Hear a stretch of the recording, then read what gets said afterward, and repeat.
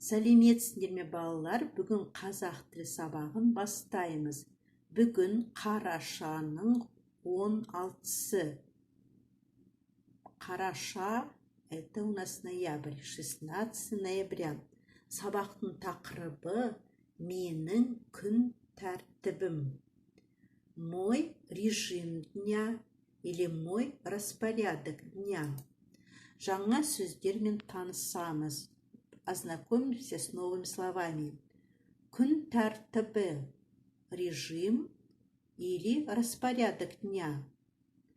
Таңғы ас – завтрак. Түскі ас – обед. Кешкі ас – ужин. Қайталаймыз, повторим. Күн тәртібі – режим, распорядок дня. Таңғы ас, завтрак, түскі ас, обед, кешкі ас, ужин. Вы знаете слово таңертең, утром. А таңғы ас дословно переводится утренняя еда. Вы знаете слово түсте, в обед. А түскі ас, обед. Вы знаете слово кеш, вечер. Или кеште, вечером. А кешкі ас, ужин. Завтрак, таңғы ас. Обед, түскі ас. Ужин, кешкі ас. Есіне сақта, запомни. Здесь в притяжательной форме мы будем говорить мой режим дня, твой режим дня, ваш режим дня в вежливой форме, его или ее режим дня. Менің күн тәртібім в первом лице. Сенің күн тәртібің во втором лице. Сіздің күн тәртібіңіз в вежливой форме второго лица. Оның күн тәртібі окончание. Его или ее распорядок дня. Оқы, қайтала, 76 бет. Открыли 76-ю страницу, прочитай, повторяй. Менің күн тәртібім. Повторили, прочитали, повторили. Мой режим дня. 7:00-де ұйқыдан тұрамын. В 7:00 просыпаюсь. 7:30 таңғы ас ішемін. Половина 8 я завтракаю. Или в 7:30 завтракаю. 8:00-де мектепке барамын. 8:00 иду в школу. 12:00-де түскі ас ішемін. 12 обедаю. 14:00-де кітапханаға барамын. В 2 часа иду в библиотеку. 15:00-де шахмат ойнаймын. В 15 играю в шахматы. 16:00-де үйге барамын. В 4 часа иду в школу. 17:00-де сабақ оқимын. В 17 часов кушаю. 17 часов учу уроки. 19:00-де кешкі ас ішемін. 19:00 ужинаю. 20:00-де анама көмектесемін. 20:00 помогаю маме. 21:00-де теледидар көремін. 21:00 смотрю телевизор. 22:00-де ұйықтаймын. 22:00 иду спать.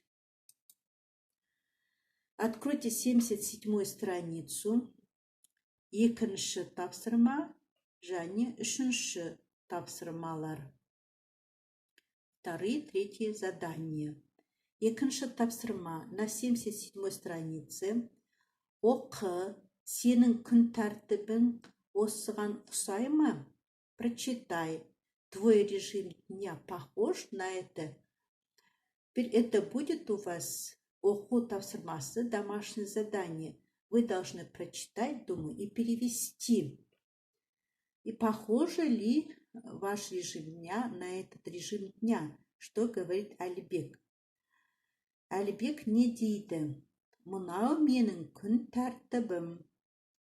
Это мой распорядок дня. Мен 7-де тұрамын. Я встаю в 7 часов. Жуынамын, жаттығу жасаймын, умываюсь, делаю зарядку. 7:30 таңғы ас ішемін. Половина 8 завтракаю. 8-де мектепке барамын. 8 часов иду в школу. 1-де түскі ас ішемін.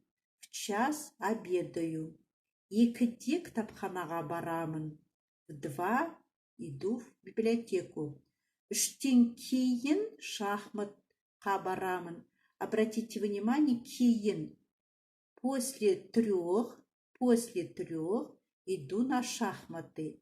7-де кешкі ас ішемін. В 7 ужинаю.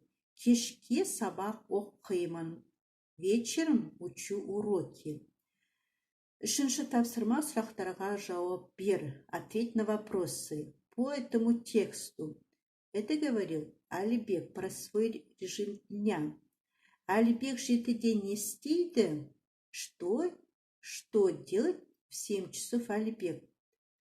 Алибек, теперь будем в 3-м лице говорить.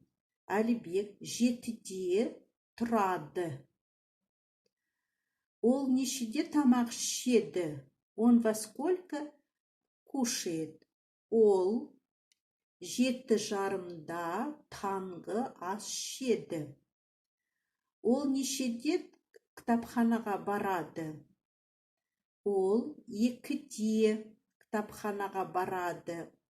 Ол қашан сабақ оқиды? Ол кешке сабақ оқиды. Давайте еще раз ответить на второй вопрос. Ол нешеде тамақ ішеді? Ол 7:30 және 1-де тамақ ішеді. Теперь на странице 78 есть картинки.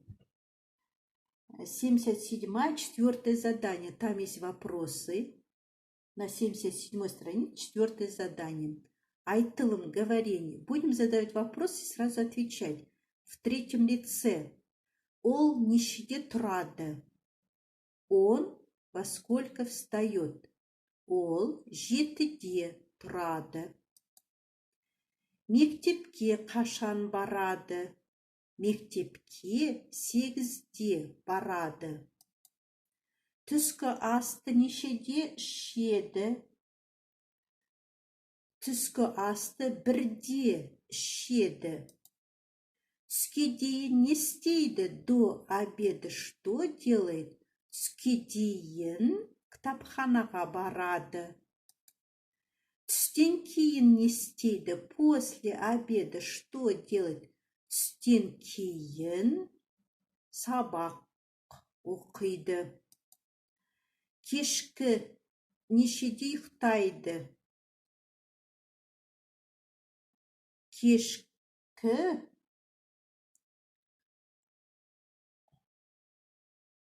10-да ұйықтайды. Вечером 10 часов засыпает. Теперь давайте, ребята, мы будем говорить в 1-м лице. Мы говорим в 3-м лице, да? Мен 7-де тұрамын. Я просыпаюсь в 7 часов. Мен 8-де мектепке барамын. Я иду в 8 часов в школу. Түскі асты 1-де ішемін. обедаю в час. Түске дейін кітапханаға барамын. До обеда иду в библиотеку. Түстен кейін сабақ оқимын. Кешкі 10-да ұйықтаймын. Мы говорили в первом лице. Оқу тапсырмасы, учебное задание, 77-ші бет, екінші тапсырма, оқылым, айтылым. Вы должны прочитать и айтылым, говорение. Сонымен балалар, сабағымыз аяқталды. Сау болыңыз.